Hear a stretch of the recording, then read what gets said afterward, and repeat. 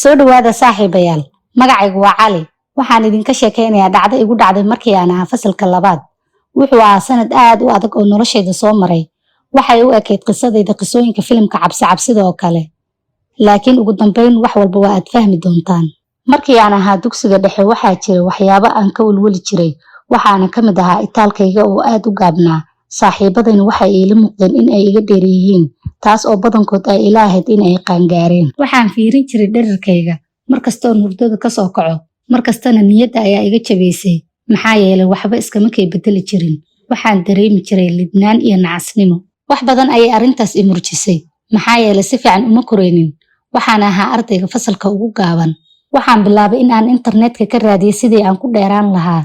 Qoraalo badan oo aan arkay waxay igu dhiirigelinayeen in aan kubadda kolayga ciyaaro. Aniguna ciyaaraha ma jeclayn. Waxaan ahaa caajislow. Laakiin markan waan xamaasadaysnaa oo waxaan doonayay in aan dheeraado si aysan ii yeesin saaxiibaday. Markii aan iskuulka ka soo laabto, dharka ayaan bedelan jiray si dhaqso leh. Waxaana saacado badan ku qaadan jiray in aan ciyaaro kubadda kolayga. Markii aan muddo waday, isbedelka kaliya ah ee dareemay wuxuu ahaa amateedka oo ii furmay, cunadiina aynay deeqaynin. Waxaan ahaa qofka koowaad ee miiska qadada soo fadhiista iyo qofka ugu dambeeya ee ka kaca. Cashada kadibna waxaan aadi jiray kushiinka anoo raadinaya cunto dheeri ah. Hooyaday aad ayay iila yaabtay, waxayna ka baqday in uu caafimaadkayga xumaado. Waxayna bilowday in ay cunadayga qariso. Maalmaha ka mid ah ayaan guriga ku soo laabtay. Waxaa ii soo carfay kackac la dubay. Waan dhoolla cadeeyay. Si dhaqso ah ayaan dhinaca kushiinka ugu soo dhaqaaqay.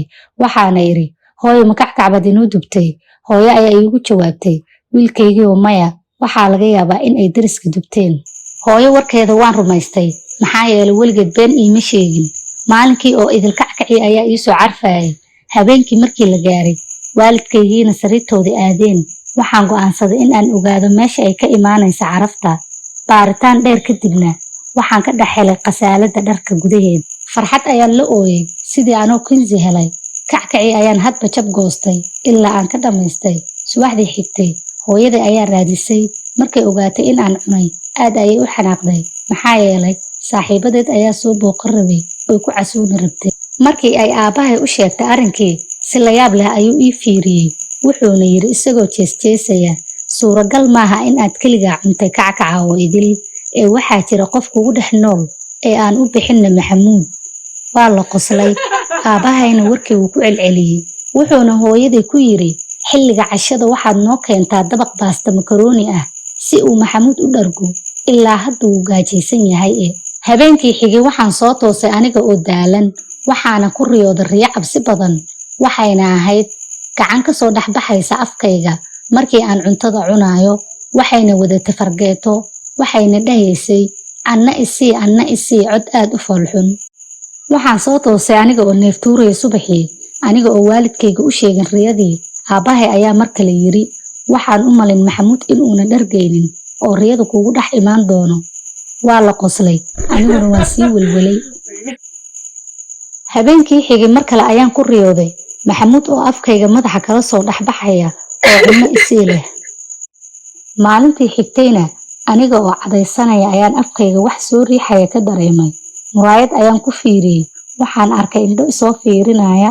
Wuxuuna ahaa Maxamuud oo gudaha iga soo eegayay. Aad ayaan u cabsaday habeenkii oo dhan nama seexan. Mar walba wuxuu igu dhahayay cunno isii. Anigana cunno ayaan raadin jiray. Markii aan hurdada ka soo kaco, afkayga ayaan fiirin jiray. Waxaana arki jiray indhihiisa oo isoo eegaya. Waalidkayga ayaan qisadii la wadaagay. Markii koowaad way igu qosleen, laakiin ugu dambeyn waxay ogaadeen in uu xaalku sahlanayn. Waxayna ii qaadeen isbitaal. Waxay ii geeyeen dhakhtarka cilmu nafsiga. Dhakhtarkiina wuxuu la wadaagay xogtayda dhakhtarka dhimirka iyo kan uurku jirta. Baaritaan dheer kadibna waxay isku raaceen in uuna jirin qof igu dhex nool, laakiin uu jiro gooryaan calooleed ila qaybsanaya cunnada. Shakigana igu abuuraya. Waxayna igula taliyeen in ay qalliin ii sameeyaan oo ay iga daaweeyaan. Sidii ayaana aqbalay, waana caafimaaday.